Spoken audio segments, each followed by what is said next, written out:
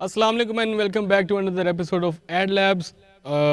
So today we have a very important guest जो कि पाकिस्तान के बहुत ही बड़े मीडिया ग्रुप से ताल्लुक़ रखते हैं, जिनका एक्सपीरियंस 14 प्लस ईयर से है and he is driving experience in managing accounts and building class clients and relationships.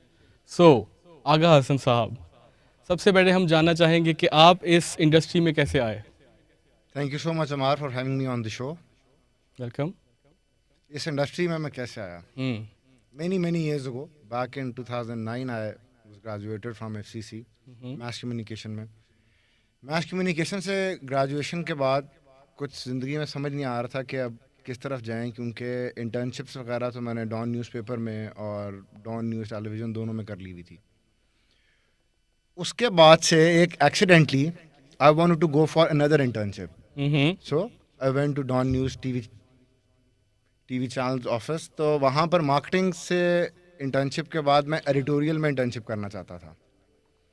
वहाँ पर I was being interviewed by the CMO back then, Bilal Agha साहब होते थे. उन्होंने कहा कि यार तुम आगे क्या करना चाहते हो? तो आई टोल्ड हिम कि सर मैं आगे मास्टर्स इन बिजनेस एडमिनिस्ट्रेशन में करना चाहता हूँ, क्योंकि मेरा ज़्यादा रुझान मार्केटिंग की तरफ था इंस्टेड ऑफ एडिटोरियल. एडिटोरियल का सिर्फ एक्सपीरियंस लेना चाहता था. उन्होंने कहा यार मार्केटिंग जो है वो 2010 में, ये 10 की बात है, तो उन्होंने कहा मार्केटिंग जिस तरह फ्लरिश हो रही है तो आपको मार्केटिंग की तरफ आना चाहिए. बिल्कुल. तो मैं वहाँ इंटर्नशिप के लिए गया था and luckily I was hired. ठीक है, as a sales executive. That was my first job in Dawn news television. वहाँ से करियर शुरू किया. आफ्टर वर्किंग फॉर 3.5 years मुझे एक और बड़ी ज़बरदस्त अपॉर्चुनिटी मिली कैपिटल न्यूज़ टेलीविज़न की, जो कि जिसकी क्या सराहियाँ थी कि वो फरियाल तालपुर का जी टीवी चैनल है. पॉलिटिकल था बिल्कुल. थोड़ा सा. The second move was to Capital TV and after working for 3 years there I got another opportunity, another offer. ये ऑफर जो थी ये एक ऑल टुगेदर डिफरेंट प्लेटफॉर्म था. ये HBO एंड निकलोडियन की थी, जो कि लैंडिंग राइट्स थे ARY कम्युनिकेशंस के पास. Very good.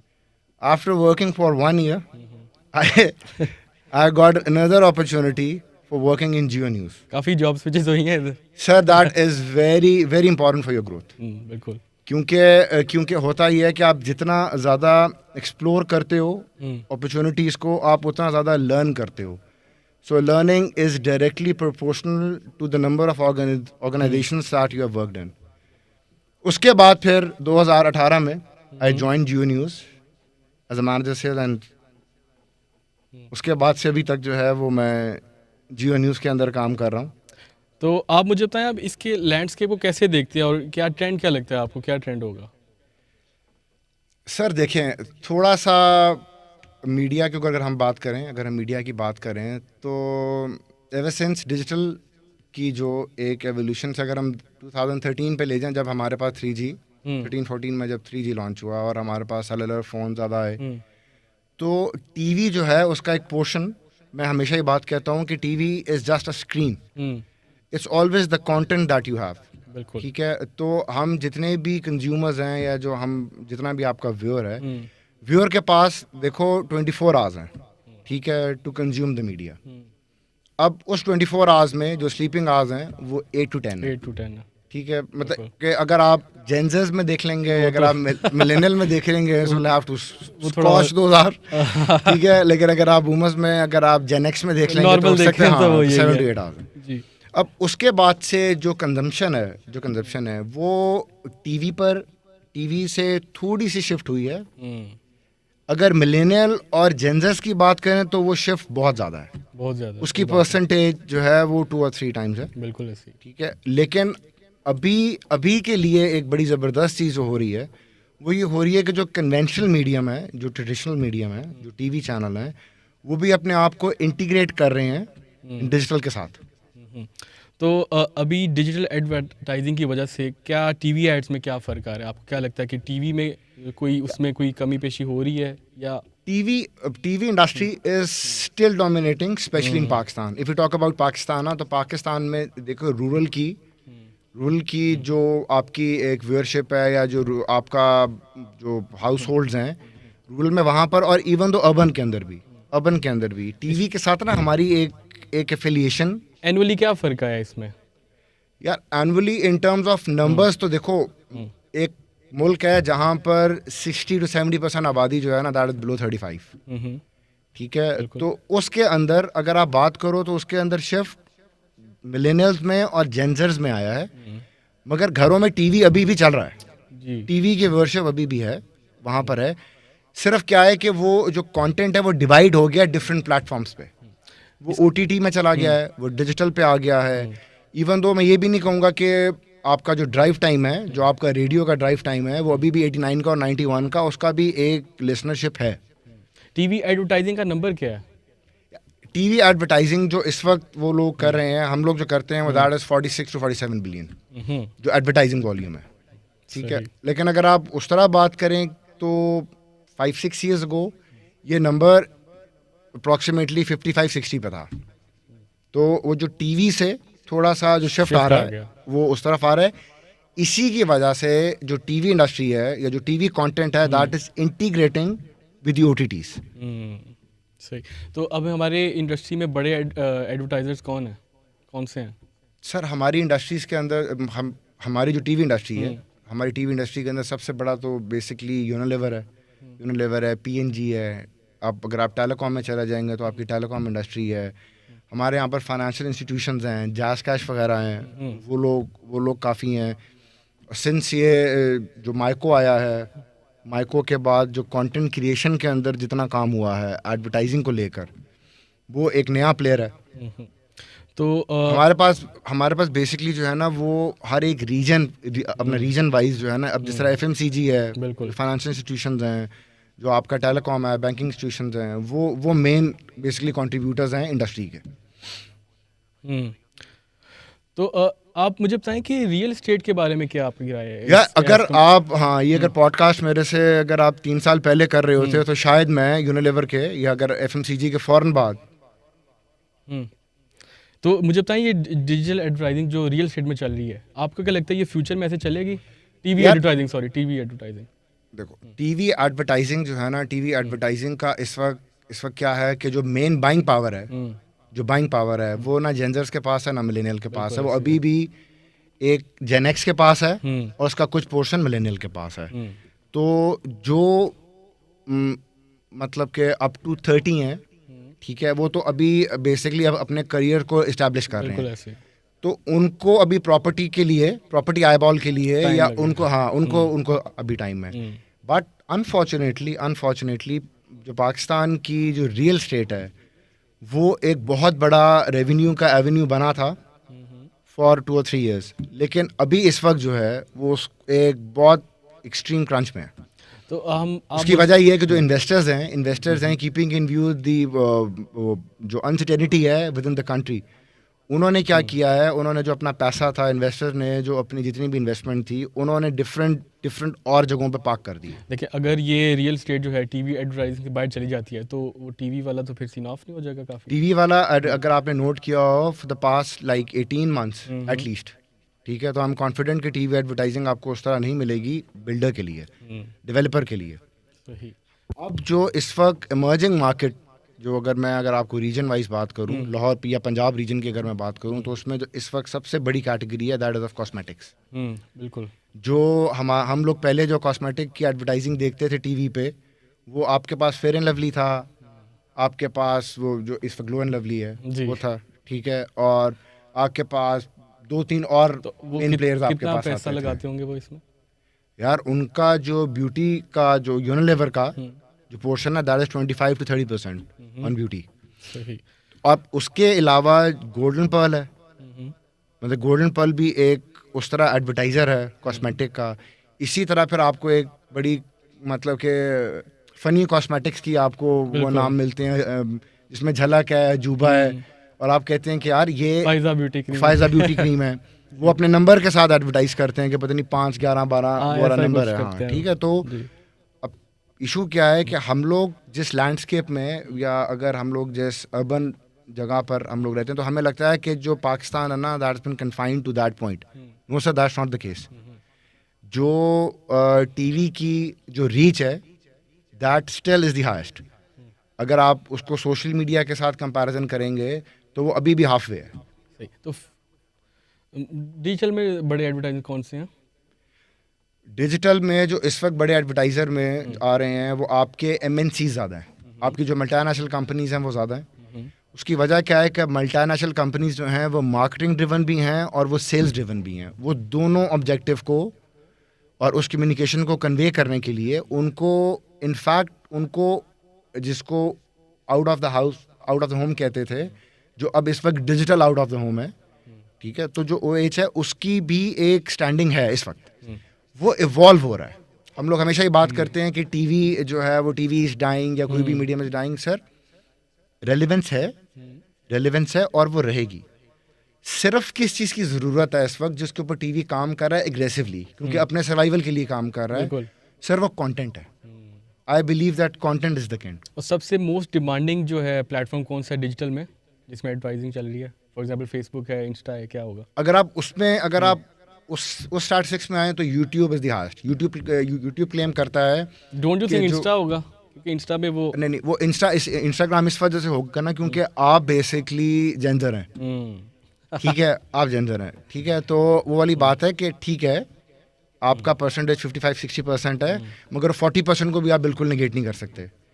तो जब आपने कोई बेसिकली पॉडकास्ट का कंटेंट है या अगर आपका कोई एपिसोड है या अगर आपका OTTs जो हैं, OTTs अगर इंडिया में भी अगर आप देख लें, OTTs के ऊपर तो इंडिया बड़ी देर से काम कर रहा है. ये माइको और ARY और जियो तो हम लोग तो अभी अभी आए हैं. वो स्टेप इन हुए हैं. तो ये लोग तो बड़ी देर से OTTs के ऊपर काम कर रहे हैं, मगर OTTs के ऊपर भी the finest platform for the OTTs our YouTube. और मतलब कि वो अभी भी यूट्यूब जो है वो उसका सिग्निफिकेंट नंबर है. एडवर्टाइजिंग में ये जॉब्स का क्या सिनेरियो है देखा जाएगा तो? डिजिटल जो एडवर्टाइजिंग है उनमें जॉब्स की क्या सिनेरियोज है? या डिजिटल एडवर्टाइजिंग में जो इस वक्त जॉब को सबसे बड़ा थ्रेट है, इस वक्त जॉब को सबसे बड़ा थ्रेट है वो दैट इज ऑफ AI. और लोग इसको आर्टिफिशियल इंटेलिजेंस कहते हैं. I call it amplified intelligence. ठीक है, तो ये हमेशा से थी, ये टर्म हम लोगों ने बेसिकली, क्योंकि एक बज़ वर्ड आ जाता है हर बार मार्केटिंग में, तो जो उसका सेंट्रल पॉइंट है, जो उसका कन्वेक्स है वो सेम रहता है. तो आप अपने मीडिया में डू यू यूज AI और how it is integrated with the media AI? हम लोग अभी उस तरह डेटा में जो मीडिया लॉजिक है वो भी AI के ऊपर काम कर रहा है कि हम लोग डेटा कलेक्शन में, डेटा रिफाइनिंग के लिए, डेटा एनालिसिस के लिए they have started using the AI. जो AI की एप्लीकेशंस हैं वो उन्होंने बेसिकली कन्वेंशनल जो आप सर्वेस करते थे वो अब AI के थ्रू वो कह रहे हैं कि वहाँ पर क्योंकि डेटा रिफाइन हो जाएगा और डेटा को एनालाइज करना. होता क्या है कि हम जब रिसर्च कंपनी एक डेटा के ऊपर कोई भी एनालिसिस बनाती है ना, तो वो डेटा रॉ होता है. डेटा से जो इंफॉर्मेशन जो आप एक्सट्रैक्ट करते हैं उसके अंदर AI is doing an amazing job. मुझे आप बताएं कि do you think the role of sales manager will evolve और diminish in the near future AI की वजह से? अमार, मैं आपको एक बड़ी ज़बरदस्त बात बताता हूँ. मैंने एक दो जगह पहले भी प्लेटफॉर्म में की थी कि sales is and will and was the only skill, ठीक है, that is required by all the entrepreneurs, all the tech startups. अगर आप किसी भी एंटरप्रेन्योर से पूछेंगे ना कि उसकी लाइफ में जब वो इन्वेस्टर को पिच करने जाता है, अभी आप शार्क टैंक भी देख रहे होंगे, जी. तो जो 99% ऑफ जॉब, देखो अब टेक्निकल चीज़ें जो है ना, वो जो टेक्निकल इन्फॉर्मेशन थी वो AI चैटबॉट ने और AI एजेंट्स अभी आ रहे हैं. पाकिस्तान में तो भी शायद हो सकता है it will take like 2 or 3 years, बाहर आ गए हैं. तो वो कह रहे हैं कि जो कोडिंग, प्रोग्रामिंग, एल्गोरिथम्स वगैरह सारा वो करेगा. सिर्फ एक चीज़ जो वो नहीं कर पाएगा ना, वो ह्यूमन इंटरेक्शन है. और ह्यूमन साइकोलॉजी ये कहती है कि अगर आप मुझे कुछ सेल्स पिच कर रहे हैं तो I want you to be human. मुझे एक ह्यूमन कॉल कर रहा है ना, अगर मुझे ह्यूमन कॉल कर रहा है, क्योंकि अभी सॉफ्टवेयर भी आ जाएंगे जो आपको ये डिटेक्ट करके बता देंगे कि this call is from a human और ये AI जनरेटेड है. सही. ठीक है, तो आप मुझे बताएं कि कभी डिजिटल में या वैसे आपने कभी AI से कोई स्क्रिप्ट उठाया? AI देखें, अभी तो हम लोग बेसिकली प्रॉम्प्ट इंजीनियरिंग के ऊपर अभी काम शुरू हुआ है पाकिस्तान में, अभी कोर्सेज वगैरह भी आ रहे हैं और सारा कुछ है।